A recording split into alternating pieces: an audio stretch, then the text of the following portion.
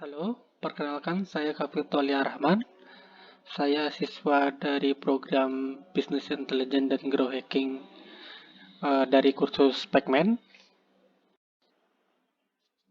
Oke, kali ini saya akan menjelaskan terkait project Python sistem kasir self-service. Jadi latar belakang produksi adalah si Andi adalah pemilik supermarket besar di salah satu kota Indonesia. Dia punya rencana untuk melakukan perbaikan proses bisnis.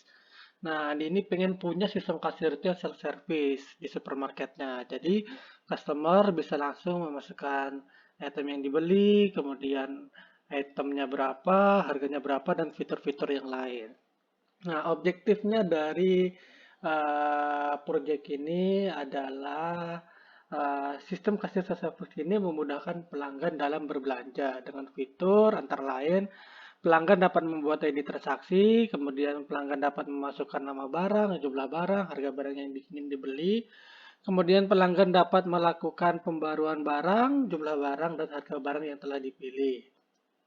Kemudian pelanggan dapat menghapus barang yang sudah dipilih, kemudian dapat menghapus semua transaksi yang tidak jadi dibeli, kemudian pelanggan juga dapat melakukan pengecekan daftar belanja, kemudian pelanggan dapat mengecek total harga belanjaannya dan diskon yang didapatkan. Jadi di sini diskonnya ada tiga macam, 5%, 8%, dan 10%. Kemudian di sini sistem kasarnya menggunakan Python, kemudian menggunakan modular code dalam membuat programnya, kemudian menerapkan konsep OOP, kemudian menerapkan prinsip clean code, kemudian dibuat juga dokumentasi docstring di kelas atau function yang di program yang dibuat, kemudian mengimplementasikan data struktur, branching, try error dalam membuat program di Python. Kemudian menggunakan library sesuai dengan kebutuhan. Kemudian alur code atau flowchart seperti ini. Jadi pertama ditambahkan itemnya, kemudian ada opsi ingin mengupdate atau ingin melakukan delete.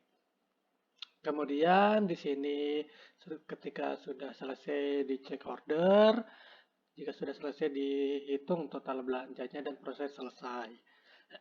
Kemudian function atau atribut yang digunakan.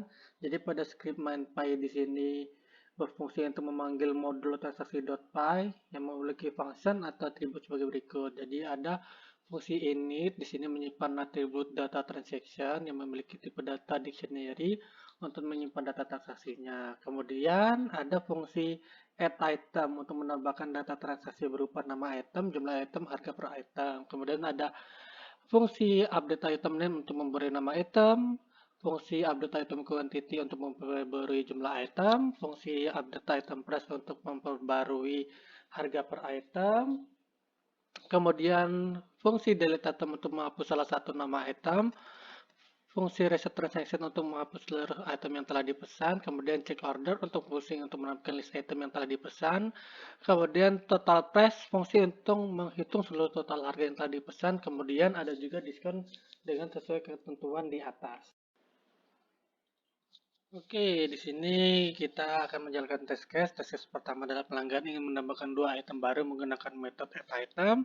Item yang ditambahkan adalah sebagai berikut. Yang pertama item ayam goreng kuantiti 2 harga 20.000. Kemudian item selanjutnya pasta gigi kuantiti 3 harga 15.000. Di sini kita berhasil memasukkan nama-nama itemnya. Kemudian tampilan keranjang saat ini adalah sebagai berikut. Dan total belanjanya adalah sebesar 85.000. Kemudian tes case kedua di sini si pelanggan ternyata salah membeli salah satu item dari belanjaan yang sudah ditambahkan. Maka pelanggan menggunakan metode delete item. Nah, untuk menghapus item tersebut. Kemudian item yang ingin dihapus adalah pasta gigi. Di sini hasil outputnya seperti ini. Terdapat notif Anda telah berhasil menghapus item pasta gigi. Kemudian keranjang saat ini hanya sisa ayam goreng yang tadi pasta giginya telah dihapus. Kemudian total belanja saat ini adalah 40.000. Kemudian kita jalankan tes case ketiga. Di sini pelanggan ingin menggunakan metode reset transaction atau metode di mana untuk menghapus semua item yang sudah ditambahkan dibandingkan menghapus satu-satu per item. Nah, kita jalankan metodenya dan hasil tesnya adalah eh, ada informasi output seperti seluruh item telah berhasil dihapus. Dan keranjang saat ini adalah keranjang Anda kosong, total belanjanya adalah Rp 0 rupiah. Nah, test case keempat di sini setelah pelanggan selesai berbelanja, program akan menghitung total belanja yang harus dibayarkan menggunakan metode total price. Sebelum mengeluarkan output, total belanja akan memberikan item-item yang dibeli. Di sini inputnya ada ayam goreng dengan kuantiti 20.000 untuk per itemnya. Kemudian ada menambahkan item juga pasta gigi 3, eh, harga per itemnya 15.000. Kemudian ada item mainan mobil jumlahnya 1, harganya 200.000. Kemudian ada mie instan sebanyak 5, harga per itemnya 3.000.